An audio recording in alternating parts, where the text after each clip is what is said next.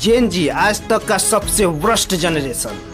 हाँ, मैं पूरा दिन अपने फोन पर लगी रहती हूँ। कोई सुनने के लिए मिलता ही नहीं जब सर उठाकर ऊपर देखता हूँ। अक्सर रात को 3 बजे कुछ एक अजीब सा ख्याल जगाए रखता है, कल को अगर मैं ना रहूं तो किसी को क्या फर्क पड़ता है। देखो, हर 3 में से एक जेन जी जो कि 18 से 24 साल का है, वह किसी न किसी वजह से मेंटल ट्रॉमा का शिकार है ही।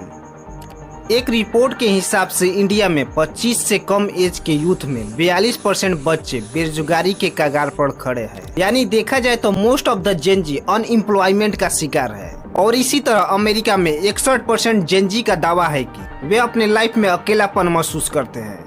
My name is Satyam Agarwal and I'm 29 years old. I have no friends, no social life and no career. The most depressed generation। तो आखिर इस जनरेशन के साथ ही इतनी सारी दिक्कतें क्यों? में इन्होंने पोल किया था और उनको लगता है अगर मैं रिलेशनशिप में एंटर करता हूँ तो गाय और अ गर्ल, मेरी जिंदगी उसके बाद बहुत अच्छी हो जाएगी, और ये बात गलत है। I was in a very beautiful relationship with my girlfriend for 4.5 years. But we broke up last year. Gen Z. Gen Z. Gen Z. Gen Z. Gen Z. So Gen Z. Generation Z. Gen Z. Gen Z. Gen Z. Gen Z. पिछले 100 से 120 सालों में total 7 generation raise हुए, जिसमें सबसे पहले आती है ग्रेटेस्ट जनरेशन 1901 से 1927 के बीच। उसके बाद silent generation, baby boomers, generation x और जनरेशन वाई, जिसे मिलियनर भी कहा जाता है। और इसके बाद आती है जेन जी। 1997 से लेकर 2012 के बीच में जितने भी लोग पैदा हुए इस दुनिया में, उनको बोला जाता है जेन जी। यानी तुम्हारी एज 12 से 27 के बीच में है तो तुम एक जेन जी कहलाओगे। So body count? 350. What do you think? Be 10. करना चाहिए, actually करना better because they very small life. I have made out with a girl, although I'm straight.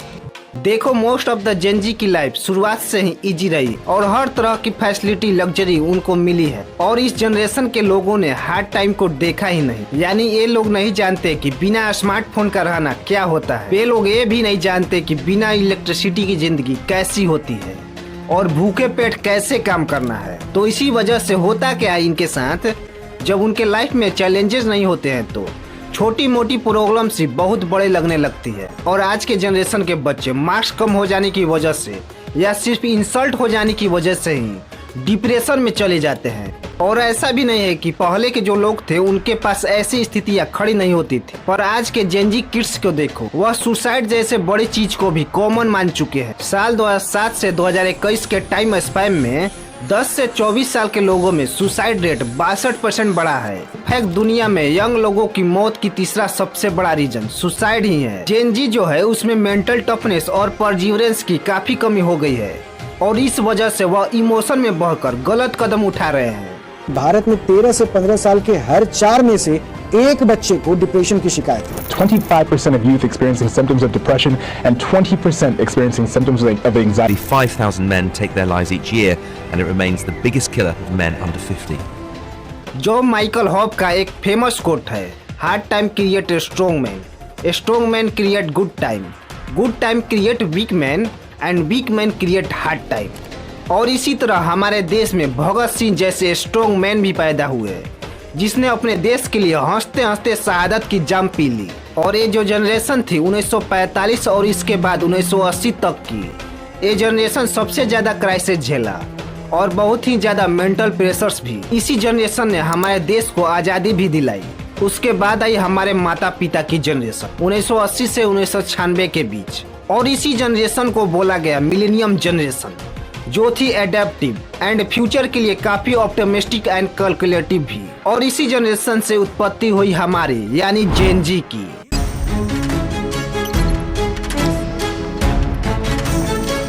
आज हम किसी चीज से सबसे ज्यादा इन्फ्लुएंस है तो वह है सोशल मीडिया इंडस्ट्री। एक जेन जी यूजर ऑन एन एवरेज एक दिन में 4 से 6 घंटे सोशल मीडिया का यूज करता है। पिछले कुछ समय में यह नंबर बढ़ा है क्योंकि शॉर्ट फॉर्म कंटेंट इतने ज्यादा पॉपुलर होने लगा कि इंडिया के अंदर इसे हाईली कंज्यूम रेट बताया गया। हर 15 सेकेंड में नया कंटेंट सामने आता रहता है। इससे उनकी माइंड को इंस्टेंट डोपामिन हिट मिलती रहती है। आपने भी फील किया होगा कि माइंड को एक बार स्क्रोलिंग का लत लगने के बाद वह काफी समय से रुकता नहीं है, because of your dopamine system. Social media छोड़ के आप दोनों कितने दिन तक रह सकते हो? That's not possible. That's not possible. ये एकदम ड्रग्स की तरह है, मतलब कुछ मिसिंग हो जाता है लाइफ। जी हाँ, जेनजी के बारे में कोई बात हो रही हो तो ये टॉपिक ना आए, ये हो ही नहीं सकता। आजकल हमारे बीच में एक और चीज कॉमन हो चुकी है, कैजुअल रिलेशनशिप और हुकअप सिस्टम। जिस तरह बैंक लोन देने से पहले हमारा सिविल स्कोर चेक करता है, उसी तरह टीनेजर्स दोस्त बनाने से पहले यह सारी चीजें चेक करते हैं कि उनके कितने पास्ट रिलेशनशिप है। जिसके जितने पास्ट रिलेशनशिप वह उतना ही बड़ा स्टर्ट्स। वैलेंटाइन पे तो करना पड़ेगा। प्लीज मना नहीं करेंगे। 11 ब्रेकअप हुआ है अभी तक।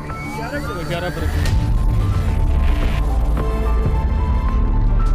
सोशल मीडिया जहां पर इनकी खूबसूरती निखरी 2004 में, जब मार्क जुकरबर्ग ने फेसबुक को लॉन्च किया।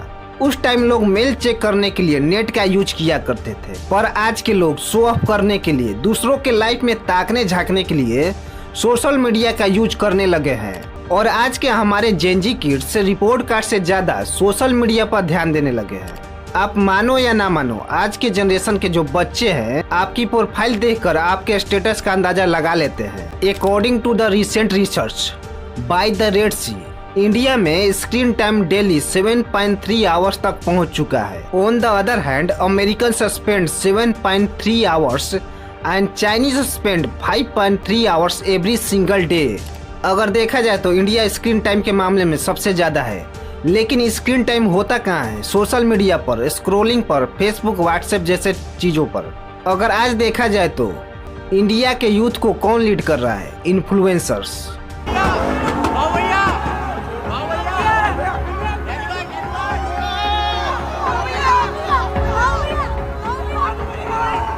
यह देख लो, यह एक देवी है जिनका नाम कैरी मर्जूरी है।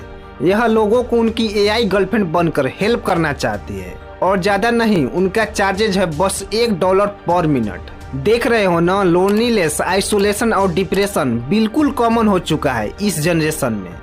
हर दूसरा बंदा बोलता है, यार मेरी लाइफ तो झंड है, लाइफ में कुछ रखा है क्या? ये सारी चीजें जो बहुत तेजी के साथ जेनजी के अंदर बढ़ रही है, और ये बातें सोचने वाली है। जेनजी और इसके बाद वाली जनरेशन अल्फा ही हमारे इंडिया का भविष्य है। इसलिए यह ज्यादा जरूरी हो जाता है कि हम अपने कैलकुलेटिव एफर्ट्स से जेनजी और जेन अल्फा के माइंडसेट को समझे, और उनको यानी हमें होने वाली प्रॉब्लम्स के बारे में खुल के बात किया जाए। दोस्तों, अभी तो काफी कुछ देखना बाकी है। जैसे जैसे हमारी एज बढ़ती रहेगी, डिप्रेशन और रिस्पॉन्सिबिलिटी उतनी ही साथ साथ बढ़ती ही रहेगी। तो अभी से ही हमें उन चीजों से दूर रहना होगा जो हमारे लिए टॉक्सिक है।